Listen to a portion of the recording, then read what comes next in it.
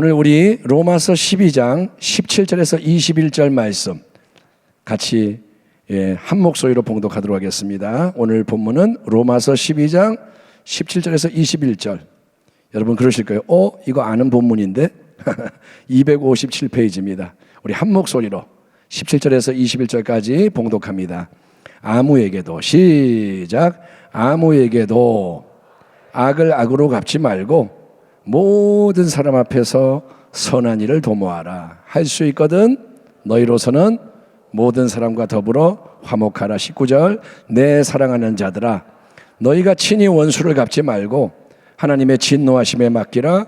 기록되었을 때 원수 갚는 것이 내게 있으니 내가 갚으리라고 주께서 말씀하시니라. 네 원수가 줄이거든 먹이고 목마르거든 마시게 하라. 그리함으로 네가 숯불을 그 머리에 쌓아 놓으리라. 악에게 지지 말고 선으로 악을 이기라. 아멘. 오늘 저는 선한 능력으로 일어나 빛을 발하라, 이런 제목으로 하나님의 말씀을 나누기 원합니다. 사랑하는 성도 여러분, 오늘 우리가 봉독한 이 본문은 주일날에 나눈 동일한 본문의 뒷부분입니다. 주일날은 14절부터 보았고 17절부터 뒷부분을 봤습니다. 한 주 동안 우리는 하나님의 말씀을 암송했습니다. 악을 악으로 갚지 말고 화목하고 악에게 지지 마라. 선으로 악을 이겨라. 이 철야 예배 자리에서 다시 한번 그 진리를 강조하는 이유는 뭐냐면 이게 하나님 앞에서 정말 중요한 일 중에 하나이기 때문인 거예요. 여러분 이제는 말씀을 이루어 가야 됩니다. 아멘. 그런데 정말 중요한 게 뭐냐? 선으로 악을 이기는 길로 가야 되는 거예요. 우리 인간의 마음은, 저와 여러분의 마음은 제한적인 선은 인정하고 원할 수 있습니다. 선한 거, 제한된 선은 우리가 받아들여요. 그러니까 나한테 잘해주는 사람에게 잘해주는 거 오케이예요. 그래? 네가 나한테 잘해줬어? 나도 잘해줄게. 이거는 괜찮아요. 근데 악을 선으로 갚는다, 악을 선으로 이긴다, 이거는 사실은 생각조차 할 수 없고 절대로 원치 않는 겁니다. 아니 내가 왜? 속에서 나오는 거예요. 네가 참아라, 네가 선을 행해라. 그러면 속에서 뭐라냐? 아니 내가 왜? 응?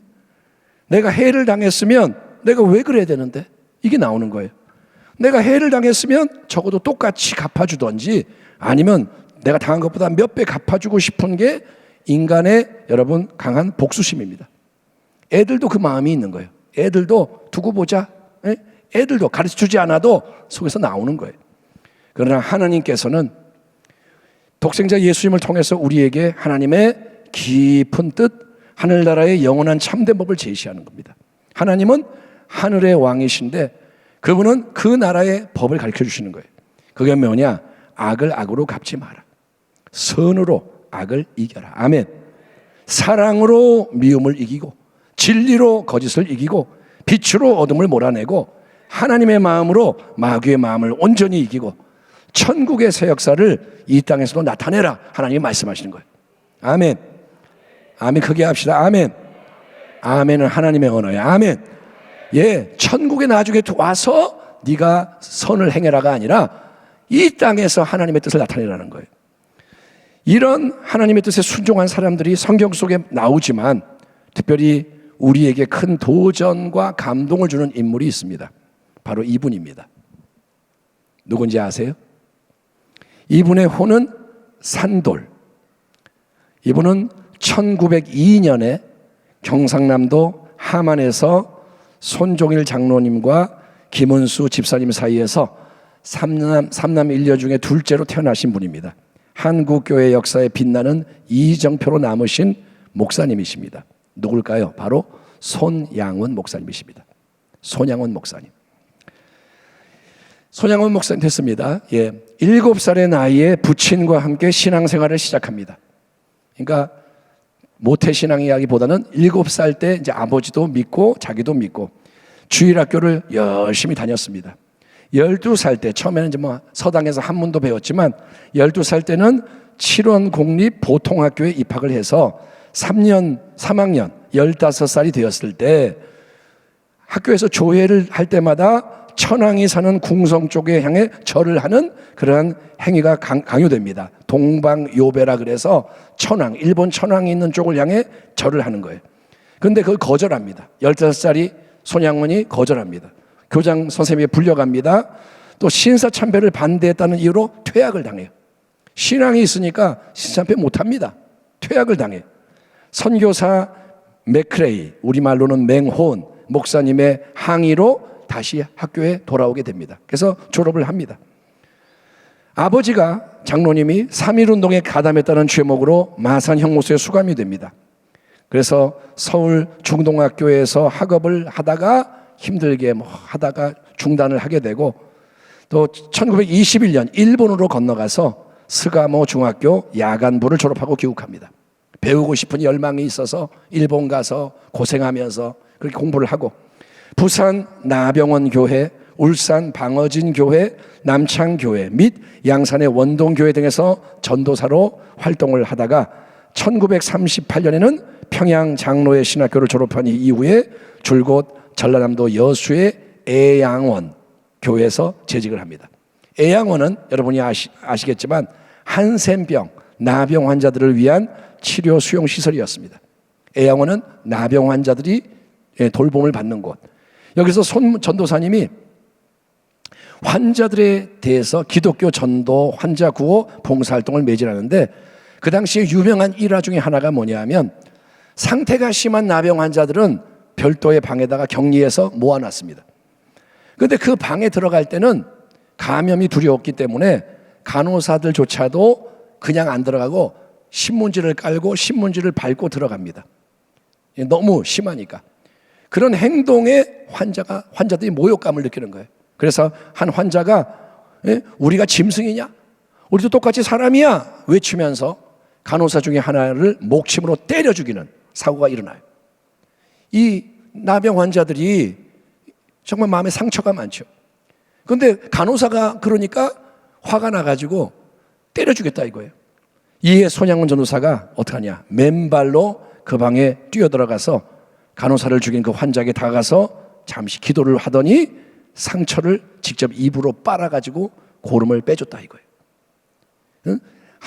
하나님의 마음을 가지고 가서 고름을 입으로 빨아줬어요. 한센병은 전염병입니다. 그래서 애양원에서 걱정이 큰 거예요. 아이고 이거 어떡하냐. 여러 번 검사를 했는데 다행히 손양원 전도사님에게는 발병되지가 않았습니다. 이게 옮지를 않은 거예요. 근데 손양원 전도사님은 진심으로 아쉬워하는 거예요. 그 뭐라 그러냐? 내가 이번에 나병에 걸렸으면 그들과 똑같아지는 거고, 그러면 환자들이 나에게 더 거부감이 없이 대할 텐데 그렇게 못해서 아쉽다. 손양원 전도사님이 뭐라냐? 나병에 걸리고 싶었는데, 그러면 내가 똑같아질 수 있는데, 그들이 나에게 그런 마음을 열고 다가올 수 있을 텐데 그게 안 돼서 아쉽다. 이렇게 말하는 거예요.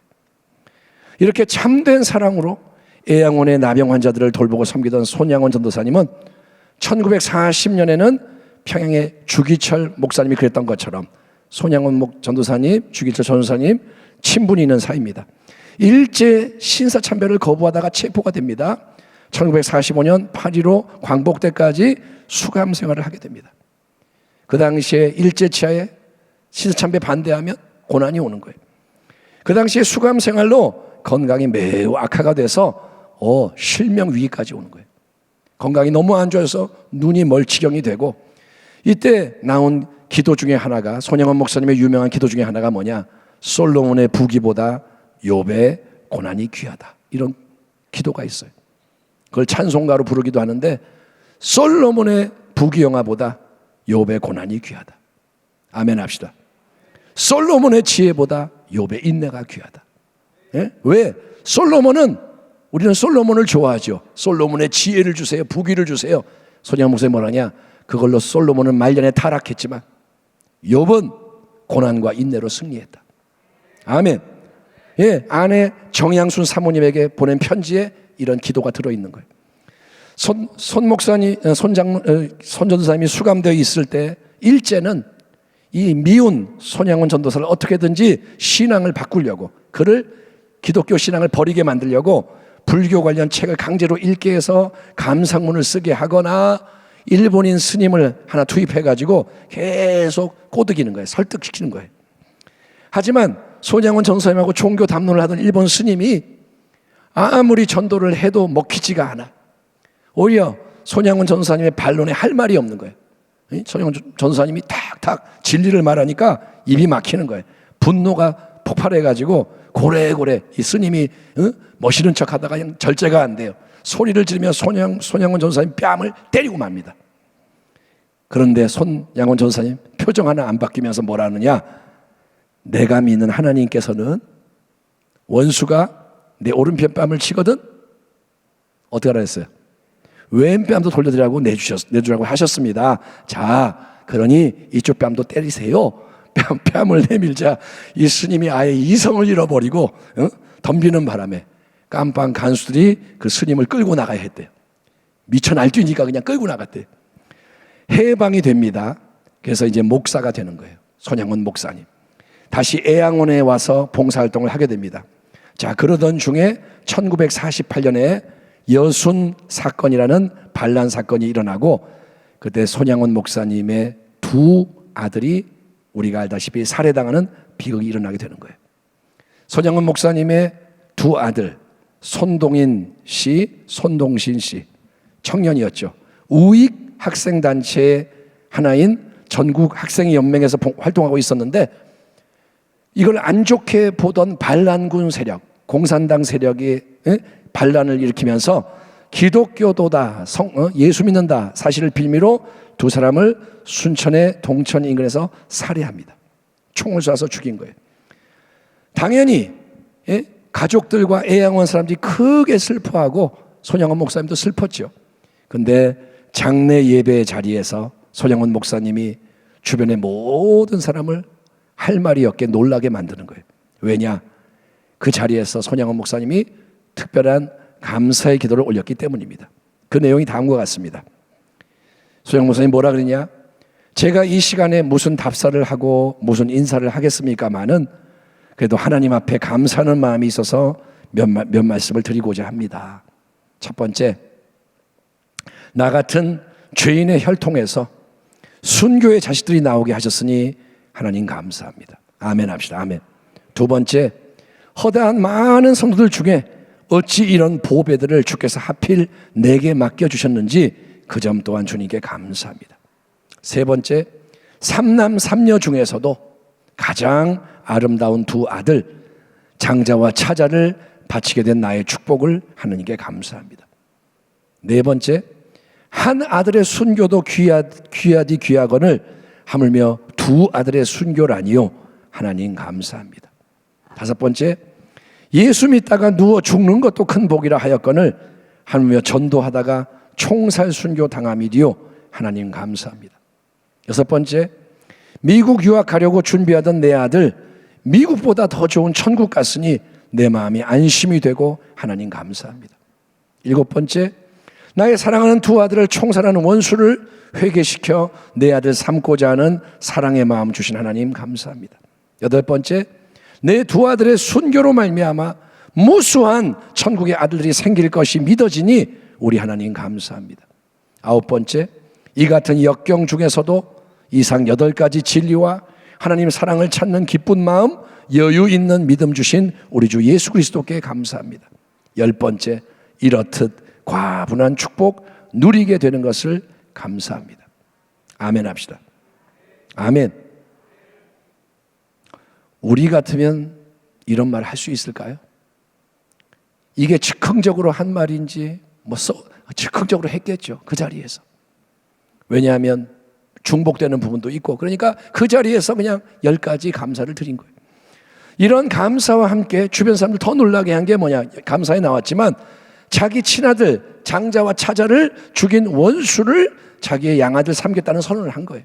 누군지 몰라요. 하나님, 근데 그놈을 양아들 삼겠습니다. 반란이 진압이 됩니다. 그 이후에 손양원 목사님은 반란군 인사 중에 안재선이란 좌익 학생이 손 형제 두 아들을 살해했다는 자백을 듣고 이제 용서를 하고 그 안재선 씨를 자기의 양자로 삼으려고 그러는 거예요. 나는 안재선을 양자 삼겠습니다. 격분한 마을 사람들, 이제 반란이 진압됐으니 화가 나죠. 애양원의 환자들까지 안재선 씨를 처형하려고 그러는 거예요. 그러다가 죽이려고 그래. 손 목사님은 설교 일정이 잡혀 있었습니다. 그래서 그 당시에 여고생이었던 딸 손동희 씨에게 뭐라 하냐, 네가 빨리 가서 안재선 씨가 마을 사람들에게 처형당하는 것을 말리고 나의 뜻을 사람에게 알려줘라. 나는 그가 죽는 걸 원치 않는다. 양아들 삼으려 그런다. 부탁을 했습니다.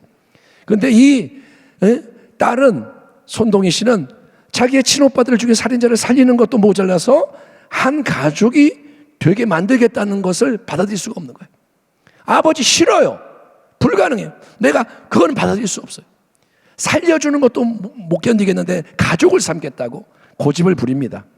하지만 아버지의 간곡한 부탁을 이기지 못해요. 안지선 씨가 뭐라 하냐, 그 자기를 아버지 때문에 가면서도 이 사람을 죽일까 말까 100번 고민했다 이거예요. 어쨌든 손영은 목사님의 뜻이 전해져서 안재선은 생명을 건지게 됩니다. 그리고 진심으로 자기 행동을 참여하게 되고, 그리고 손영은 목사님을 아버지로 따르게 되는 거예요. 1950년 6.25 전쟁이 터집니다. 북한군이 호남 지역으로 진격해 오자 모두 피난을 준비하는 거예요. 북한군이 쳐들어오니까 호남에서 도망가야죠. 이 남쪽으로. 손영은 목사님은 근데 뭐라 하냐, 이 환자들을 내버려두고 갈 수가 없다. 끝까지 애양원에 남습니다. 나는 못 간다. 그 당시에 환자들은 뭐라 하냐, 우리는 나병 환자들입니다. 한센병 환자들 북한군이 해치지 않을 겁니다. 우리 같은 사람들은 죽이지 않을 겁니다. 목사님 떠나세요. 우리 괜찮으니까 가세요. 종용을 했지만 손영은 목사님이 이를 듣지 않습니다. 여수로 북한군이 진격했습니다. 기독교 목사라는 이유로 손영은 목사님 체포가 됩니다. 북한군에게 붙잡혀 다른 사람들과 함께 감금이 되어 있는데 식사 시간대마다 주먹밥이 들어옵니다. 주먹밥이. 그중에 제일 작은 것을 집어먹어요. 이걸 어떻게 아느냐, 도망친 사람이 증언하는 거예요. 손영은 목사님 식사 때면 주먹밥 중에 제일 작은 거를 집어먹었고, 그마저도 반으로 쪼개서 깜빵의 사람 중에 가장 굶주리고 약한 사람에게 뭐라 하냐, 나는 본래 소식가라서 조금만 먹어도 배가 불러요. 나눠주곤 했답니다. 모진 고문을 받은 끝에 같이 갇혀있던 사람들과 함께 1950년 9월 28일 손영은 목사님은 총살을 당합니다. 향년 49세.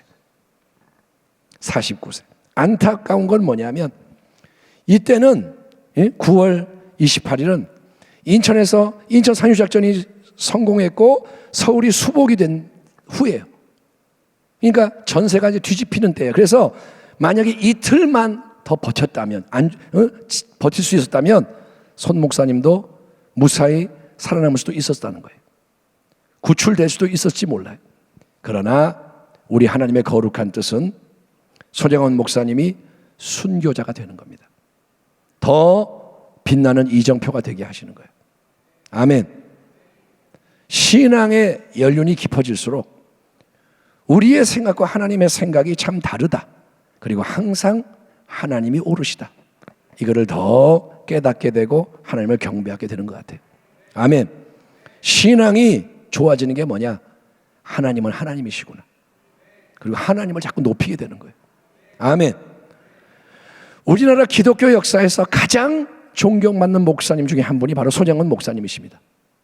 왜냐? 가장 예수님을 닮은 목사님이라고 평가를 받습니다.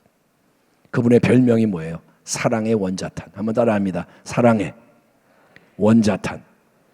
선으로 악을 이긴 영적 원자탄인 거예요. 솔직히 말해서 손영은 목사님에 대해서 이야기하는 게 되게 부담이 되고, 부끄럽죠. 손영은 목사님을 얘기하면 제가 목사지만 부끄럽죠. 그런데 우리는 그런 이정표를 기억을 해야 되는 거예요. 아멘. 여러분, 그분의 삶은 이야기로, 이러한 이야기로, 책으로, 또 영화로, 뮤지컬로 지금도 수많은 사람에게 감동과 도전을 주고 있습니다. 그런데 중요한 것은 손영은 목사님이 아니고 우리의 신앙과 삶인 거예요. 손영은 목사님 참 훌륭해. 끝. 이게 아니고 중요한 건 우리입니다. 왜냐하면 우리에게도 주님은 나를 따르라 말씀하시기 때문인 거예요. 아멘. 네 십자가를 지고 나를 따라와라. 주님 뭐라 그러냐? 나를 따라오고 싶니? 진짜니? 그러면 너의 몫의 십자가를 지고 매일 너를 부인하고 나를 따라와라. 주님은 그렇게 말씀하셨어요. 아멘. 따라합니다. 예수를 믿는 것은 그분을 따르는 것이다. 아멘. 예수를 믿는 거는 예수님께 와서 뭐 요구하고 받아가지고 가는 게 아니에요. 나 좀 도와주세요.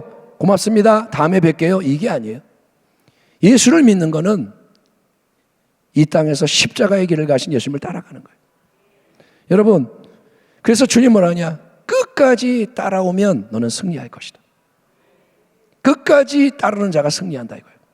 믿음을 지키는 자가 승리한다는 거예요. 달려갈 길을 마치는 자가 승리한다는 거예요. 아멘. 여러분, 예수님 믿는 사람 많습니다. 교회도 많습니다.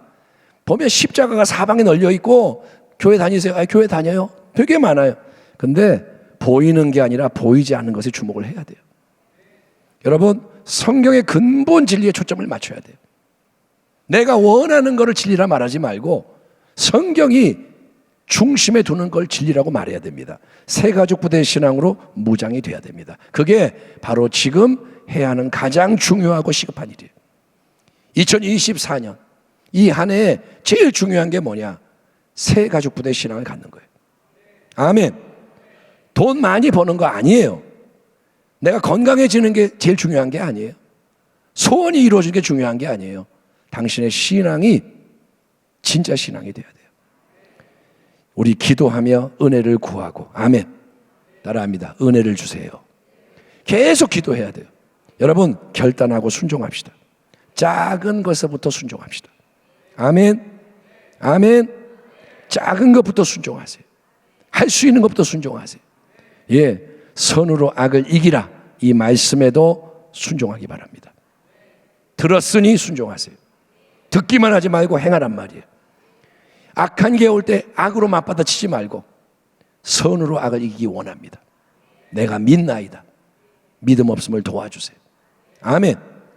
그래서 주님을 향해 우리 자라갑시다. 그래야 이 시대에 귀 쓰임 받을 수가 있습니다.